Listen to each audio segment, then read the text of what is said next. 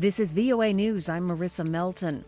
After 2 months of investigating, the House Intelligence Committee has released a sweeping impeachment report. AP Washington correspondent Sagar Meghani has more. The 300-page report accuses President Trump of misusing the power of his office through wrongdoing toward Ukraine, saying he put his own personal political interest above the national interest, jeopardizing the election process and national security. It also argues he then obstructed Congress's investigation. The findings will serve as the foundation for a debate on removing the president from office. In London for a NATO summit, he's again calling the entire process a hoax.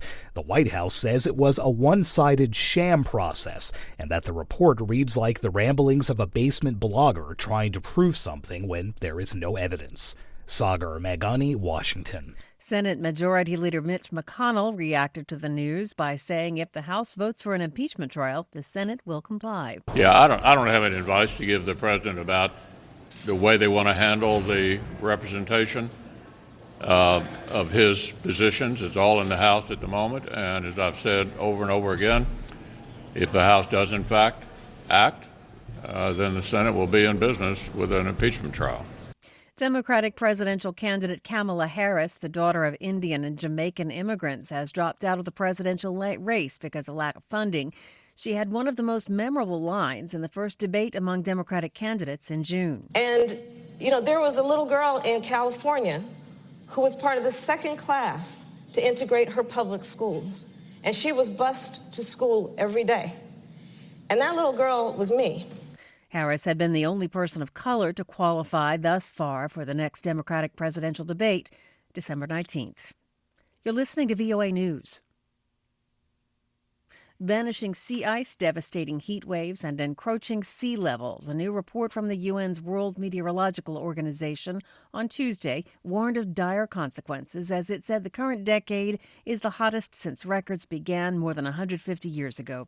Reuters' David Doyle has more. That's the assessment of the World Meteorological Organization on Tuesday in a report that paints a bleak picture of vanishing sea ice, devastating heat waves, and encroaching sea levels. It says average temperatures for the 5-year and 10-year periods ending in 2019 are almost certain to be the hottest on record, and 2019 is on course to be the second or third warmest year.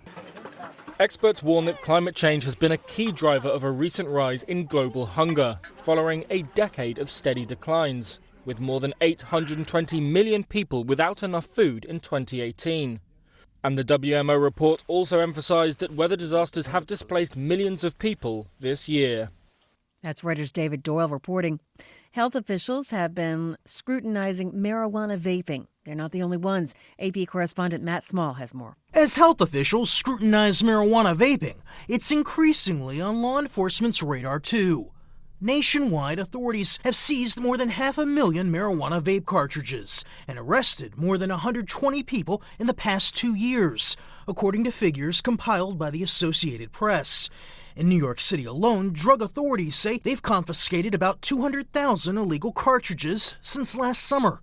The special agent in charge of the Drug Enforcement Administration's office there says the government has been beefing up efforts to crack down on groups trafficking in illegal marijuana vaping products.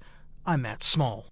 An actress's claim of racism behind the scenes of a popular TV show will be getting a closer look. AP Entertainment editor Oscar Wells Gabriel has that story. After word got out that Gabrielle Union had been fired from America's Got Talent, the actress has been complaining that she was treated unfairly. She says there were racist jokes and comments made when cameras were not rolling, and Union says she was fired because she raised objections to NBC and to the production firm that did the show. Now the network and the union that represents on-air talent say they will investigate the complaints. The union statement says such investigations and their results are usually kept private unless the member who made the complaint wants them to be released. I'm Oscar Wells Gabriel. Russian President Vladimir Putin has signed a bill that amends an existing law on media outlets deemed as foreign agents to say that the reporters who work for those organizations may be listed as foreign agents as well. Critics say that law is being used to muzzle dissent, limit news plurality, and discourage the free exchange of ideas. Marissa Melton, VOA News.